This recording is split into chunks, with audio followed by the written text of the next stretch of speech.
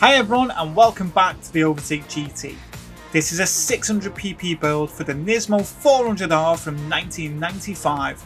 Over 480 brake horsepower. This thing is phenomenal, especially around somewhere like Tokyo on your money grind.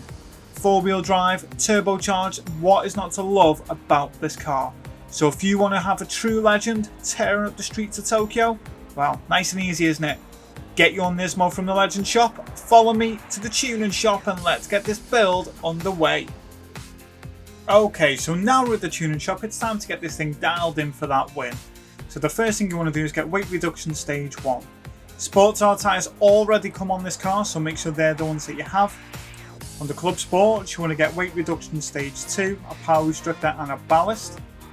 Semi-racing, you want to get a fully customizable computer. A medium RPM turbocharger, fully customizable LSD, weight reduction stage 3 and increase the body rigidity.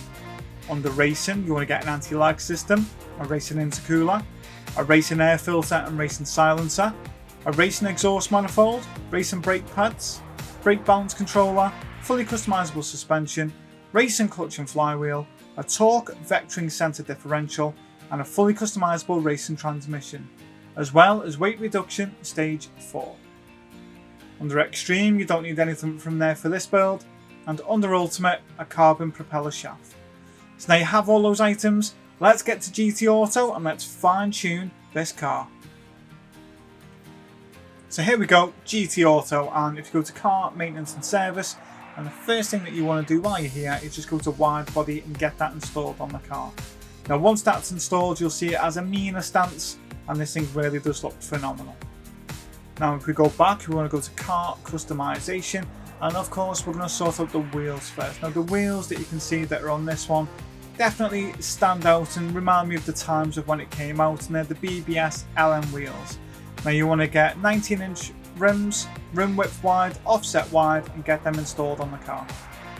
Now you've done that, let's go back and go to custom parts, and at the front we're going to get type B, side type B, the rear standard, and the wing type A. All of these parts must match up for it to work. Don't think they're just for looks. There are performance advantages to each one, but please stick to what I've gone through, otherwise you will not hit that 600pp limit. If you go back, you've got your racing items, your bonnet pin tow hook. I added a roll cage type C, bit of extra rigidity on the car. And under all that, light bulb, your number plate and the front grille. Now the front grille is 3,000 credits to change it from what it is now to one of these, and I just didn't think it was worth it at all. Okay, livery editor, you can see I've been pretty subtle in the design. I've just added my logo above Nismo and underneath the side indicator there. And apart from that, that's pretty much it. You can go to load style and add one someone else has done, there's plenty available. And now it's time for what you've been waiting for. Let's get on that setting sheet. Okay, here we go. 600pp, 481 brake horsepower, and just under 1.4 ton of weight. This thing is astonishingly quick at getting you through all of the curvy sections of Tokyo. That long straight, it hits 185, and it really is a great car to be driving. Now, don't let the top end fool you at all, because this thing through the bends is unbelievable. It really is. Nothing can keep up with it. And that's where you're making up seconds upon seconds per lap, rather than a couple of attempts on the straight. Okay, let's get into this. Sports R tyres are what you need on here. Body height adjustment, 75 at the front and 105 at the rear. Your anti-roll bar 7 at the front and 10 at the rear. The damping ratio compression is 25 at the front and 30 at the rear. And the expansion's 50 at the front and 45 at the rear. Now your natural frequency is 2.55 at the front and 2.85 at the rear. Your negative camber angle is 2.9 at the front and 2.9 at the rear. Toe angle is dead center at the front, and at the rear it's a toe in of 0.05. Initial torque is 5 front and rear. Acceleration sensitivity is 20 front and rear, and braking sensitivity is 10 front and rear. Now, torque vectoring center differential, I have gone for 45-55 split. Although those of you that do like having a 50-50 split, this car's great with that as well. On the aero side, it's 120 at the front and 224 at the rear. Your ECU drops to 72%. Your ballast is 192 kilograms, ballast position on 14, and your power restrictor stays at 100%. Now, top speed on the automatically adjusted KMH should be 340, and you want to make these manual adjustments, okay?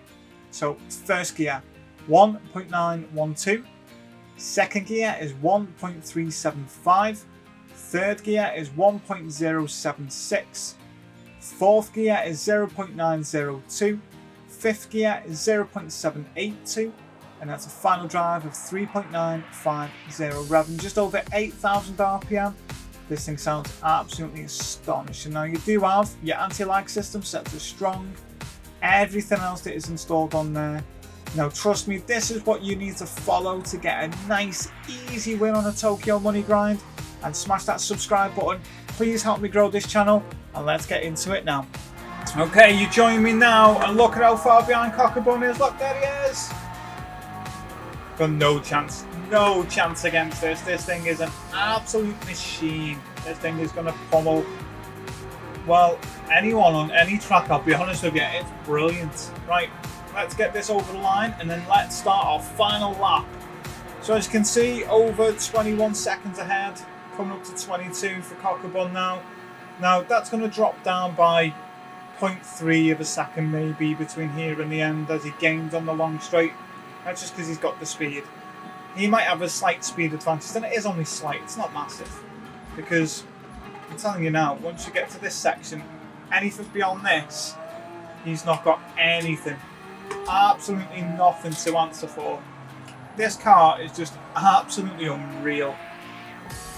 What a car, it really does just get stuck in, get you a nice easy win. And I mean, how many times do you get to have an absolute true legend come here and just annihilate everything easily? I mean, you think this car would be so underpowered, but it's not. It's really not. It's just so competitive. It's so good. I mean, we're catching a Viper. I mean, come on. Remember at the start, trying to get past them for the end of the tunnel? And now look at it. There it is. Straight past the Viper. Now all you've got to do is the first 3-4 laps. Just make sure you're sticking to hitting those marks. Don't get your marks wrong. Make sure you stick to hitting them. Get close to staying on that driving line as you can. Obviously the track is wet and then it does start drying. But the better you can drive in those first 3-4 laps, that's what makes all the difference when it comes to seconds at the end. And I'm not just talking seconds, I mean seconds. I mean, this is the second, third time I've done this. Mainly because I've had the recording issue, which I had to whinge about in a live stream. But anyway, look, all that said and done. 25 seconds ahead when we cross the line minimum. But you can win by over 30 seconds here, easily, very easily. But look at this thing. There we go, and over the line, and that's it. That's it. That's a nice, easy win. So a Nismo 400R just destroyed everyone by being on far less horsepower, and it just obliterates the lot. It's phenomenal. It's great to drive. The way it handles is perfect. The top end, you're going to hit 185 as an absolute max. But look at that. There you go, 25 seconds ahead at 26.42. Not bad at all, is it? And that's it. That is your lot. So, smash the subscribe button if you're loving the content. Stop missing out on it. And that's it. I'll see you in the next one. Take care.